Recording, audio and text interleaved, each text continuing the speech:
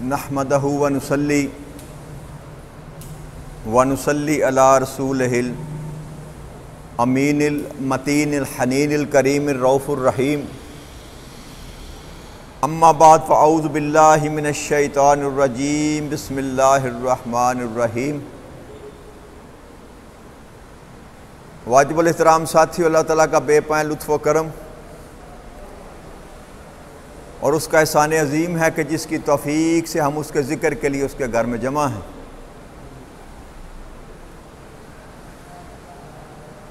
कल बिहम्दिल्लाहि ताला हमने सूरह अल-बकरा की आयत नंबर 102 पर गुफ्तगू की थी। इसमें अल्लाह करीम ने अहले यहूद का जादू की लत में पड़ जाने का जिक्र फरमाया था। आज भी इसी आयत करीमा पर हम गुफ्तगू करेंगे कि जादू को तो अल्लाह करीम ने मुतलकन कुफर करार दे दिया। जी, बरकत के लिए दोबारा आयत करीमा को पढ़ते हैं। औज़ु बिल्लाहि मिनश शैतानिर रजीम। वत्तबिउ मा ततलु शयातीनु अला मुल्की सुलेमान। और ये यहूद जो थे ये उस चीज़ के पीछे पड़ गए, उस चीज़ के पीछे लग गए जो अहदे सुलेमान में शैतान किया करते थे, शैतान पढ़ा करते थे। ततलु, शैतान पढ़ा करते थे। वमा कफ़र सुलेमान। और ये भी अल्लाह की इरशाद फरमाया कि सुलेमान अलैहिस्सलाम ने कोई कुफर नहीं किया था, जैसा कि वो उनके मुतल्लिक़ गुमान करते थे और बरमला कहते थे। अल्लाह ने इसका रद्द फरमाया। फिर फरमाया वलाकिन्न शयातीना काफरू। मगर शैतान जो थे कुफर उन्होंने किया, कुफर उन्होंने किया। और कुफर क्या किया? युअल्लिमून अन्नास सिहर, कि वो लोगों को जादू सिखाया करते थे, लोगों को जादू सिखाया करते थे। जादू कौन सा? अल्लाह करीम ने इरशाद फरमाया मा उन्ज़िला अलल मलकैनि बिबाबिल हारूत व मारूत। वो जादू, जादू का वो इल्म जो हमने हारूत और मारूत के साथ उतारा था बाबल में। वमा युअल्लिमान मिन अहदिन हत्ता यक़ूलु इन्नमा नहनु फितनतुन फला तकफुर। तो अल्लाह ने फरमाया कि वो दोनों किसी को कुछ नहीं सिखाते थे, मगर यहां तक कह देते थे कि हम महज आजमाइश के लिए आए हैं तुम, सो तुम इसको तो इख्तियार ना करो, ये कुफर है। ये मुतनब्बे कर देते थे। फरिश्ते सिखाते भी थे, लेकिन सिखाने से पहले ये बता देते थे कि हमें अल्लाह करीम ने आजमाइश के लिए भेजा है, ये काम कुफर वाला है, इससे बाद आ जाओ। तो अल्लाह ने फरमाया इसके बावजूद यहूदी वो मंत्र सीखते थे। कौन सा मंत्र? जिसके ज़रिए अल्लाह ने इरशाद फरमाया कि वो मियाँ बीवी के दरमियान जुदाई डालते थे, मियाँ बीवी के दरमियान जुदाई डालते। वमा हुम बितारीना बिही मिन अहदिन इल्ला बिइज़्निल्लाह। तो आगे अल्लाह की ने इरशाद फरमाया कि वो जो कुछ भी कर लें, जब तक अल्लाह का इज़्न ना हो कोई नुकसान किसी को पहुंचा नहीं सकता। वयतअल्लमून मा युदुर्रुहुम वला यनफऊन। मगर अल्लाह ही के हुक्म से है, ये लोग वो चीजें सीखते हैं जो उनके लिए ज़रर रसा हैं, नुकसानदेह हैं और उन्हें नफा नहीं पहुंचाती। आगे अल्लाह के इरशाद फरमाते हैं वलक़द आलिमू लमन इश्तराहु मा लहु फिल आखिराति मिनल खलाक। और यकीनन उनको ये मालूम था कि जो कोई इसका खरीदार बना उसके लिए आखिरत में कोई हिस्सा नहीं होगा। इस बात का इल्म था कि अब जो भी इल्म काला जादू हासिल करने की कोशिश करेगा, कुफर का इल्म हासिल करने की कोशिश करेगा, आखिरत में इसका कोई हिस्सा नहीं होगा। और ये बहुत ही बुरी चीज़ है, ये बहुत ही बुरी चीज़ है। वाला बेसा मा शरो बिही अनफुसहुम लौ कानू यालमून। जिसके बदले उन्होंने अपनी जानों का सौदा किया, या जिसके बदले उन्होंने अपनी जानों को बेच डाला। वाला बेसा मा शराउ, बेच डाला, अपनी जानों को बेच डाला। लौकाना या अलमून, जैसे कि वो जानते ही ना थे, अनजान बनकर। ऊपर अल्लाह ने फरमाया कि हालांकि वो जानते थे, हालांकि वो जानते थे, लेकिन जानते हुए अनजान बनकर उन्होंने ये सौदा अपना लिया, ये सौदा अपना लिया। तो इस आयत करीमा की रूह से मैंने कल अर्ज की थी कि जादू को तो अल्लाह करीम ने मुतलकन कुफर करार दे दिया। अब जो जादू के पीछे जाएगा वो कभी साहिब ईमान, जादू ईमान वाले बंदे का काम नहीं है। जादू करने वाला, जादू करवाने वाला, ये दोनों के दोनों काफिर हैं, याद रखिएगा। दोनों को दोनों काफिर हैं।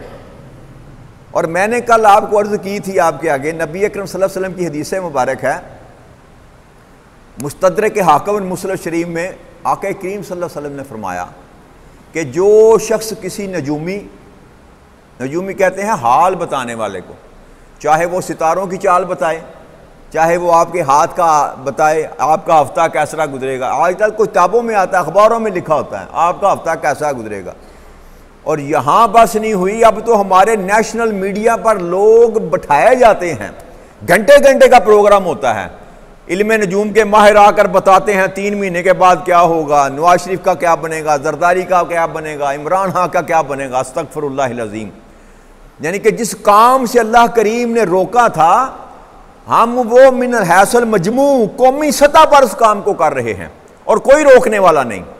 कोई किसी में इतनी अखलाकी जुर्रत नहीं है पूरे पाकिस्तान में, किसी आलम दीन में, कि बढ़कर आगे उनका हाथ ही पकड़कर रोके कि या तुम ये क्या कर रहे हो। आका करीम सल्लल्लाहु अलैहि वसल्लम फरमाया था, जो शख्स किसी नजूमी या काहन के पास जाए जो गैब की बातों का दावेदार है, जी कल क्या होगा ये गैब है, कल क्या होगा कियास तो किया जा सकता है, हालात वाक़यात को देखकर ये कियास किया जा सकता है। बादल बने हुए हैं, अंधेरी रात है, हवाएं चल रही हैं, तो कियास किया जा सकता है कि मुमकिन है रात को बारिश हो जाए, मुमकिन है रात को बारिश। और बड़े लोग कियास करते थे, तजर्बा था, ये तजर्बा होता है, याद है। ये हवाएं बता रही हैं कि सुबह बारिश होगी, या घुटन यार बहुत ज़्यादा होगी, या बस बहुत ज़्यादा होगी, या हवा लाजमी बारिश होगी। ये कियास है, ये इल्म नहीं है।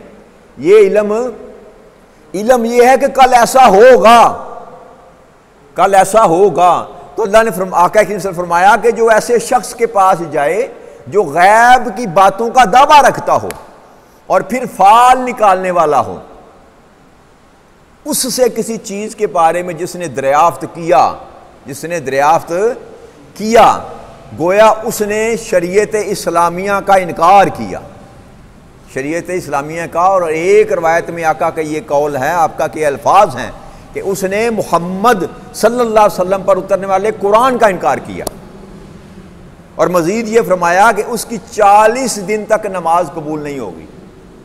40, जो सिर्फ फाल निकलवाने के लिए किसी के पास गया, 40 दिन तक उसकी कोई इबादत, नमाज से मुराद फ़कत नमाज नहीं, कोई इबादत कबूल नहीं होगी। इतना बड़ा ये गुनाह है।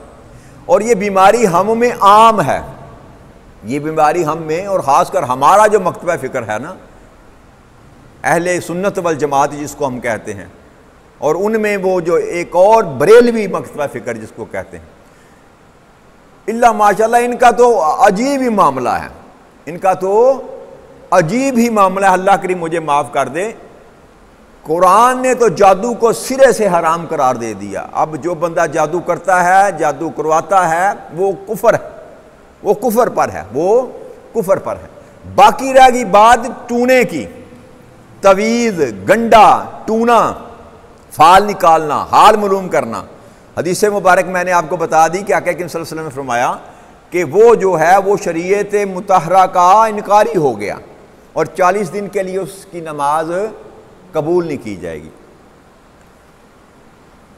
अब एक चीज होती है दम दरूद, जिसको हम कहते हैं दम दरूद। ये इस जादू टूने से अलहदा बात है, याद रखिएगा।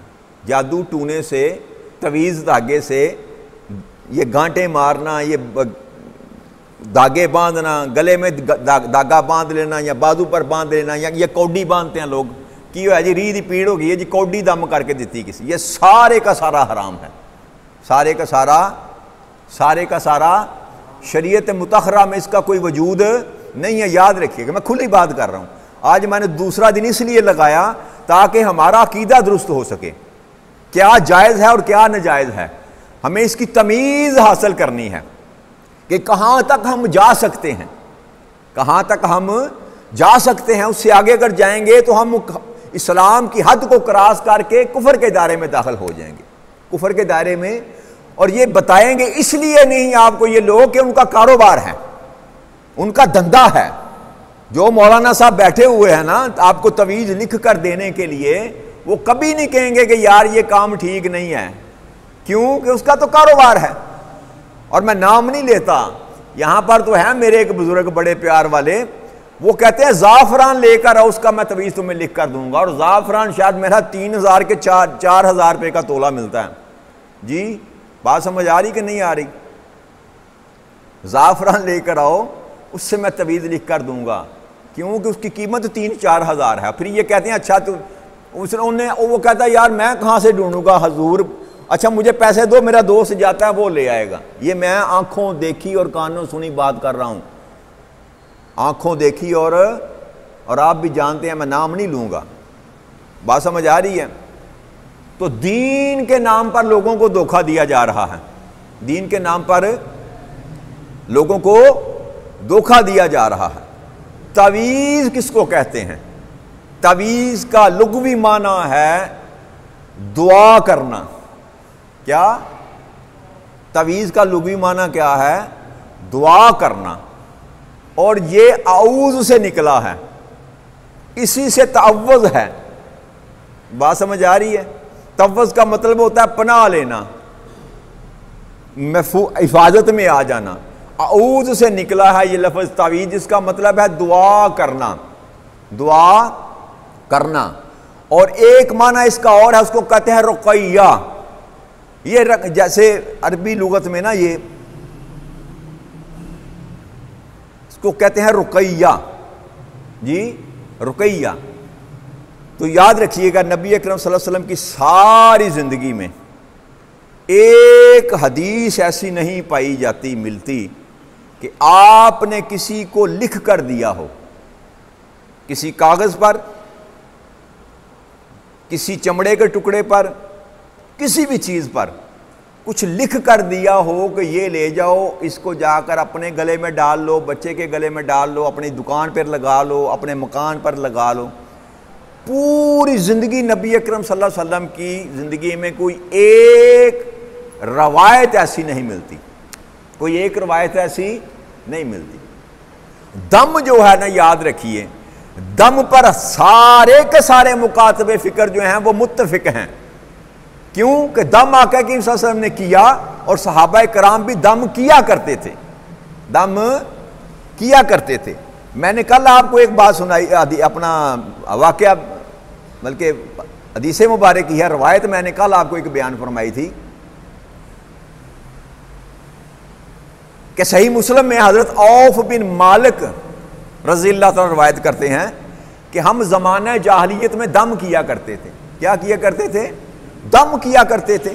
तो हमने इसके मुतल्लिक़ नबी अकरम सल्लल्लाहु अलैहि वसल्लम से सवाल किया कि हुक्म फरमाएं, क्या ये काम ठीक है, क्या ये काम? तो आपने फरमाया मुझे वो दम के अल्फाज जो हैं वो सुनाओ, दम के अल्फाज सुनाओ। अगर तो उसमें शिरक की मिलावट नहीं है तो कोई अर्ज नहीं है, शिरक की मिलावट नहीं है तो कोई अर्ज नहीं है। लेकिन हदीस में तवीज़, गंडे लटकाने और धागे बांधने की ममानियत आई है, याद रखिए। दम में अगर शिरकिया अल्फाज ना हो तो वो जाए। जैसे मैंने आपको सूरह फातिहा की तफसीर करते हुए आपको तलकीन की थी, आपका बच्चा बीमार है, आप खुद बीमार हैं, माँ बीमार है, बाप बीमार है, कोई बीमार है, सूरह फातिहा को पढ़कर दम कर दें, सूरह फातिहा को पढ़कर दम कर दें। अल्लाह करीम शफा देने वाला है, अल्लाह करीम शफा देने वाला है। तो दम की जो शक्ल है वो जायज़ है, दम की शक्ल जो है वो उस पर किसी मकतबा फ़िक्र का इख्तलाफ नहीं। इवन यहाँ तक जो गैर मुकल्लद है ना, गैर मुकल्लद जिनको हम कहते हैं, अहले हदीस मकतबा फ़िक्र, वो भी दम के कायल हैं, दम के इनकारी नहीं। क्यों? इस वजह से कि उसकी नस मिलती है, आका करीम सल्लल्लाहु अलैहि वसल्लम की ज़िंदगी में उसका वजूद मिलता है, आका की ज़िंदगी में ये मामूलात में से मिलता है। और जैसे मैंने आपको बताया था कि नबी अकरम सल्लल्लाहु अलैहि वसल्लम खुद मौज़ातैन पढ़कर अपने ऊपर दम किया करते थे, अपने हाथों पर फूंक मारते थे और अपने जिस्म पर फेरा करते थे। तो इसलिए दम करना जो है ना वो गलत नहीं है, दम करना गलत नहीं है। अल्लाह करीम कुरान करीम में जो अल्लाह करीम में मना फरमाया ना, इस बात से मुतलकन मना फरमा दिया।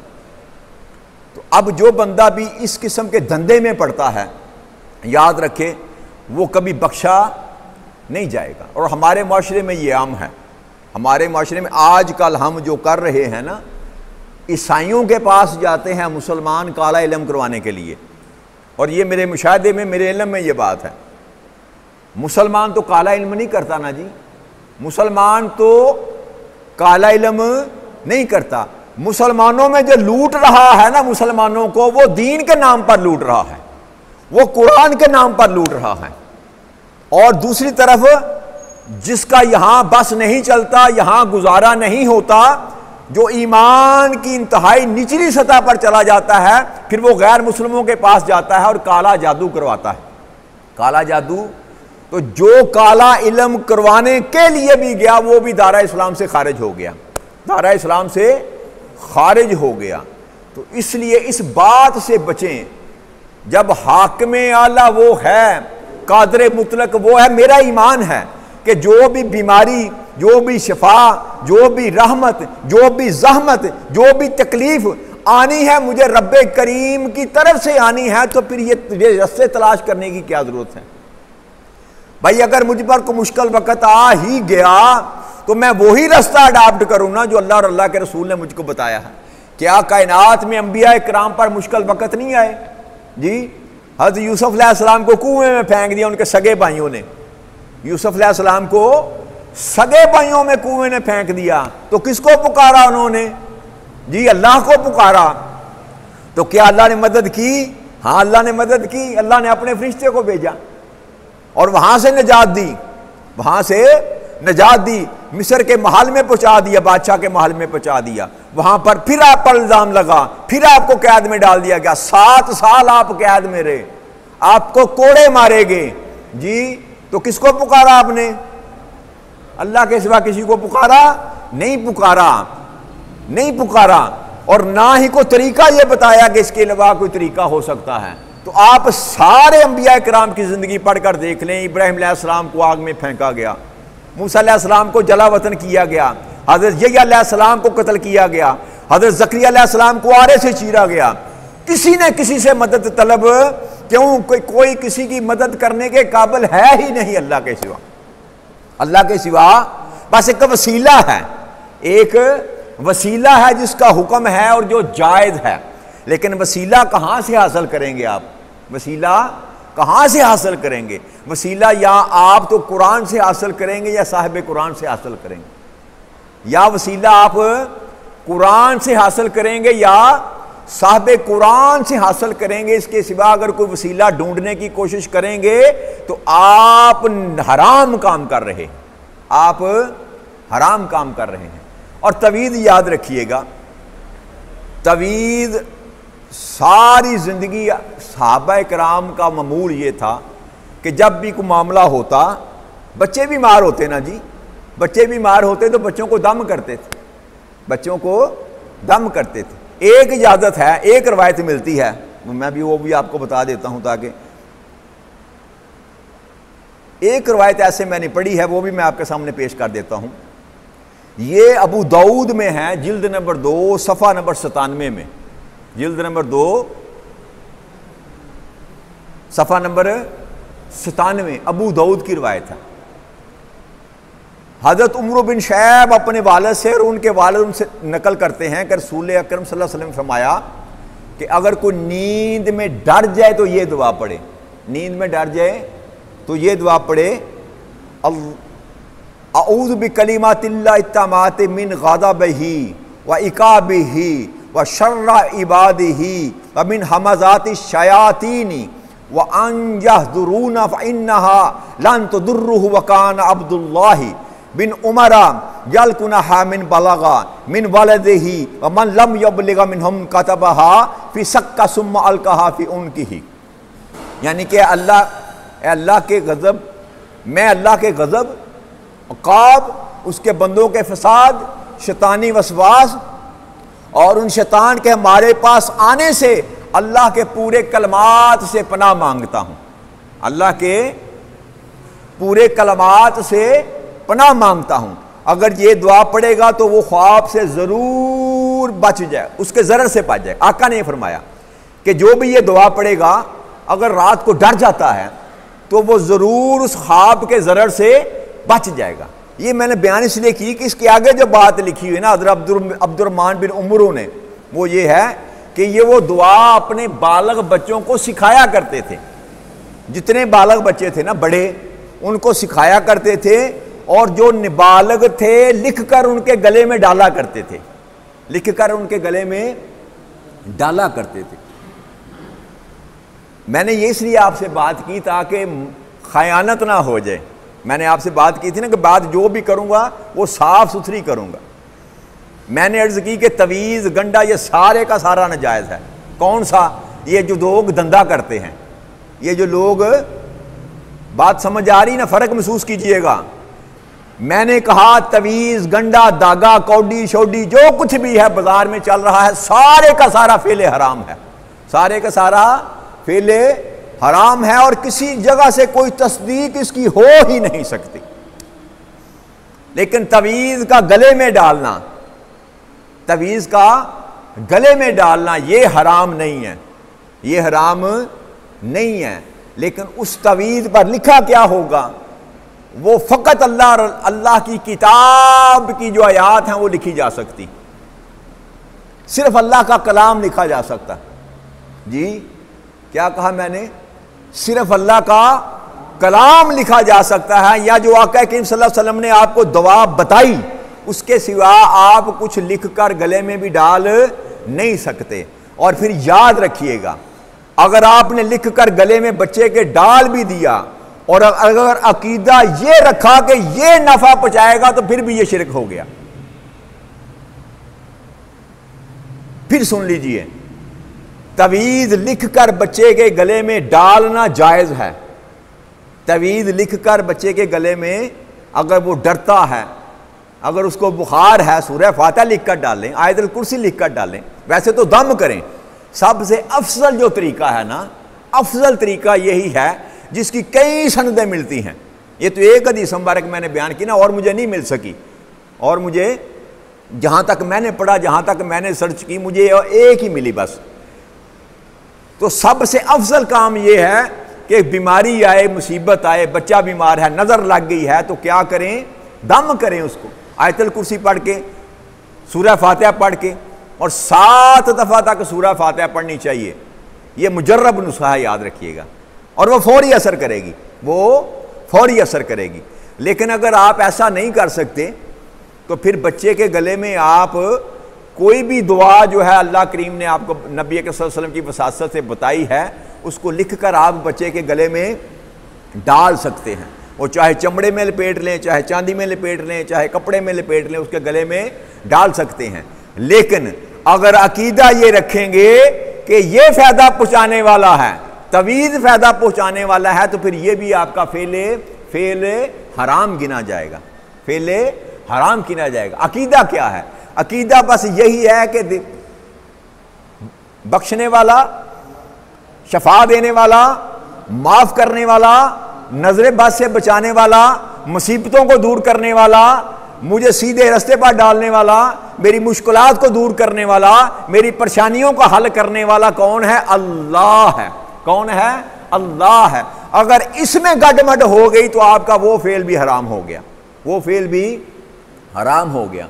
और बाकी काके लेने के लिए और काकियां लेने के लिए जो तवीज़ लिख कर आपको देता है ना, रब्बे जुल जलाल की इज्जत की कसम, रब्बे जुल जलाल की इज्जत की कसम खाकर मैं कह रहा हूं, ये कुरान पर हाथ रख के कह रहा हूं, मैं जिम्मेदारी से कह रहा हूं, जो काके और काकियां देने के लिए आपको तवीज़ लिख कर देता है ना, वो हराम फेल करता है, वो हराम फेल करता है। पूरी 1400-1500 साल की तारीख में किसी ने ये किसी को सिखलाया ही नहीं है, किसी ने सिखलाया ही नहीं है कि तुम्हें बेटा चाहिए तो किसी फ़कीर या पीर के पास चला जाओ, उससे जाके तवीज़ ले आ तो ये बेटा मिल जाएगा। ऐसा कोई शरीयत मोहम्मदी में कोई गुंजाइश नहीं है। अब तो अपनी ज़िंदगियों को बदलने की कोशिश करें, लो लगाएं उस ज़ात से जो सारी कायनातों को देने वाली है, हर एक की ज़रूरत को पूरा करने वाली है, हर एक को अता करने वाला है, हर जगह मौजूद है। कोई कायनात का जर्रा ऐसा नहीं है जहां पर वो मौजूद नहीं है। कायनात का कोई ऐसा जिंदा शख्स, जिंदा जानदार नहीं है जिसकी वो आवाज नहीं सुनता। अल्लाह करीम कहता है तू पुकारता बाद में है, मैं जवाब बाद में पहले देता हूं, मैं जवाब पहले देता हूं। हर एक इंसान की बात रब्बे करीम सुनता है। तो मुसीबत आ जाए ना तो उसको पुकारें जी, उसके वसीले, उसके महबूब का वसीला देकर उससे मांगे जी, अपने बुजुर्गों का वसीला देकर उससे मांगे, अपने उस्तादों का वसीला देकर उससे मांगे, अपनी नेक इबादत का वसीला देकर उससे मांगे। सबसे बेहतर अमल तो ये है, सबसे बेहतर। फिर वजीफों का लें, सहारा लें, वजीफा पढ़ें ना जी, आयतल कुर्सी पढ़ें, मौज़ातैन पढ़ें, कुरान की तिलावत करें, सूरह मुल्क की तिलावत करें, सूरह मुल्क की तिलावत करें, सूरह रहमान की तिलावत करें। बस जब जो आप पढ़ते चले जाएंगे ना, उसको पुकारते चले जाएंगे, उसकी रहमत जोश में आएगी, आपकी मुश्किलात को हल कर देगा, आपकी मुश्किलात को हल कर देगा। लेकिन आप अब अगर शॉर्टकट इस्तेमाल करना चाहते हैं कि मुझे कुछ ना करना पड़े, बस मैं मौलाना साहब को रुपया 500 दे दूं, बस वो ही मेरे लिए दुआ कर दें, तो कभी आपके मामलात हल होने वाले नहीं हैं, कभी भी नहीं होंगे, कभी भी नहीं होंगे। और इस दुकानदारी से बचें। हमने खुद पैदा किया इन लोगों को, हम देते हैं तो ये लेने वाले बने हैं ना जी, हम देते हैं तो ये लेने वाले बने हैं ना। अगर हम इनका दर छोड़ दें, इनको दुत्कार दें इनको, तो ये सारी दुकानदारियां इनकी खुद को खुद बंद हो जाएंगी। और रास्ता क्या, इन्होंने खराब किया दीन को, अल्लाह से तोड़कर, अल्लाह के महबूब को से तोड़कर अपने पास बुला लिया। भाई खुदा को भी छोड़ दो, खुदा के रसूल को भी छोड़ दो, आजो मेरे पास आजो, मैं तेरी मुश्किलें हल कर देता हूं। तरीका कोई भी अडॉप्ट करे, तरीका क्या किया उसने, असल असास, दीन की असास से तोड़ दिया, आपको रब से दूर कर दिया। पर हुक्म क्या है, अल्लाह करीम कहता है क्या बंदे कभी तू भी तो उठना रात को, रात की तन्हाइयों में उठना, जब सारी कायनात सो जाती है। मैं तो नहीं सोता, मैं तो नहीं सोता। आका ने फरमाया कि अल्लाह हर शब आसमान दुनिया पर नज़ूल फरमाते हैं। जैसे ही सूरज गुरूब होता है, अल्लाह करीम अपना अर्श छोड़ देते हैं, आसमान दुनिया पर आ जाते हैं और पुकार पुकार कर कहते हैं, है कोई मुझसे मांगने वाला मैं उसको अता कर दूं, है कोई बख्शिश का तालबगार मैं उसको बख्श दूं, है कोई मुझसे रिज़्क मांगने वाला मैं उसको रिज़्क अता कर दूं। तो जब वो देने वाला आवाज़ें लगा रहा है तो आप औंधे मुंह लेट कर सोए हुए हैं और बाद में पीरों को तलाश करते हैं। तो बदबख्ती का दरवाज़ा तो आपने खुद खोल रखा है मेरे भाइयों। उठे ना रात को, कभी रात को 2-3 बजे उठ कर ना मसल्ला बचाएं तो उसकी तरफ मुंह करके पुकारें उसको, फिर देखें कि वो आपकी हजात पूरी करता कि नहीं करता। फिर गिला कीजिएगा कि हाँ मैंने रब को पुकारा था, रब ने मेरी नहीं सुनी, फिर कोई और दर तलाश कीजिएगा। तो जब सारे के सारे मामलात आपके एक दर से आपको मिल सकते हैं और सारी कायनात को देने वाला वो है, वो कहता है मालिक ही मैं हूं। या तो आपका अकीदा ये ना हो कि मालिक वो नहीं है, या तो आपको अकीदा ये ना हो कि कादर वो नहीं है, या तो आपका अकीदा ये ना हो कि अता करने वाला वो नहीं है, फिर तो आप किसी और दर पर जाते अच्छे लगते हैं। जब मेरा अकीदा ये है कि मालिक भी वो है, कादर भी वो है, देने वाला भी वो है, तो फिर मुझे किसी और दर पर जाते हुए शर्म के महसूस नहीं होती। मैं क्यों शॉर्टकट इस्तेमाल करता हूं? मुसीबत आ गई तो गुजर जाएगी। जैसे खुशी आती है तो गम आ जाता है ना, वैसे गम भी चला जाता है, खुशी आ जाती है। अपने आप को मजबूत करें। इन दुकानदार मुल्ला से बचें, इन दुकानदार मुल्ला से बचें जिन्होंने आपको गलत रास्ते पर डाल दिया है। आज मैं तुम्हारे लिए इस्तिहारा करता हूं, मैं तुम्हारे लिए इस्तिहारा करता हूं, मैं तुम्हारे लिए दुआ करता हूं। आखिरी बात करके बंद करते हैं। हमारे एक दोस्त थे, दरसे कुरान हमारा हुआ करता था हर महीने। ये मस्जिद जो है रेलवे गले में, क्या नाम है इसका, मस्जिद फ़रूक आज़म, यहाँ पर दरसे कुरान हो रहा था। आप जानते हो कि सईद इकराम शाह गिलानी थे, हाफ़िज़ मैनी साहब में पढ़ाया करते थे जुमा कभी। तो दरस कुरान जब ख़त्म हुआ ना, तो इसी तरह किसी दोस्त ने उठकर उनको कहा कि शाह जी मेरे वास्ते दुआ करो, शाह जी मेरे वास्ते दुआ करो। तो उन्होंने बड़ा खूबसूरत जुमला अता फरमाया। उन्होंने कहा कि तेरी रब नाल नाराज़गी है जी, तेरी रब नाल, भाई मैंने भी तो उसी से मांगना है ना, तो अल्लाह के बंदे तू भी उसी से मांग ले, तू भी उसी से। मुझे तू कह रहा है कि शाह जी मेरे वास्ते दुआ करो, तेरे हाथ टूटे नहीं यार, तू खुद अपने लिए दुआ कर। और रब को जब पुकारा जाता है, आका करीम सल्लल्लाहु अलैहि वसल्लम ने फरमाया कि बंदा एक दफा कहता है ना अल्लाह, तो रब 10 दफा कहता है मेरे बंदे मेरे बंदे मेरे बंदे, 10 दफा जवाब देता है। बंदा एक कदम चलकर अल्लाह की तरफ जाता है, अल्लाह 70 कदम चलकर बंदे की तरफ आता है। तो कमी तो मेरे भाई मेरी तरफ है, कमजोरी तो मेरी तरफ है। लिहाजा इस दुनियावी जो मामलात हैं ना यार, इस सिलसिले को तोड़ें, इस सिलसिले को। आज हम ज्यादा फंसे हुए हैं इस मामले में, क्योंकि हमारी परेशानियां ज्यादा हैं। और परेशानियां किस वजह से हैं मेरे भाइयों? परेशानियां इस वजह से हैं कि हमने दीन को छोड़ दिया, हमने दीन पर पलट आए ना। इस कुरान से दोस्ती लगाकर देखें, खुदा की इज्जत की कसम, कायनात में सबसे अच्छा दोस्त ये आपका, सबसे अच्छा दोस्त। दुनिया में भी काम आएगा, कब्र में भी काम आएगा, आखिरत में भी काम आएगा। ये खड़ा हो जाएगा अल्लाह के सामने, मौला करीम ये मेरा दोस्त है ना, इसको मैं जहन्नम में नहीं जाने दूंगा। आका ने फरमाया कब्र में जब आएंगे ना फरिश्ते, कब्र में जब फरिश्ते आएंगे तो ये कुरान उठकर खड़ा हो जाएगा। फरिश्ते को होगा खबरदार इसके नजदीक ना आना, ये मेरा दोस्त है।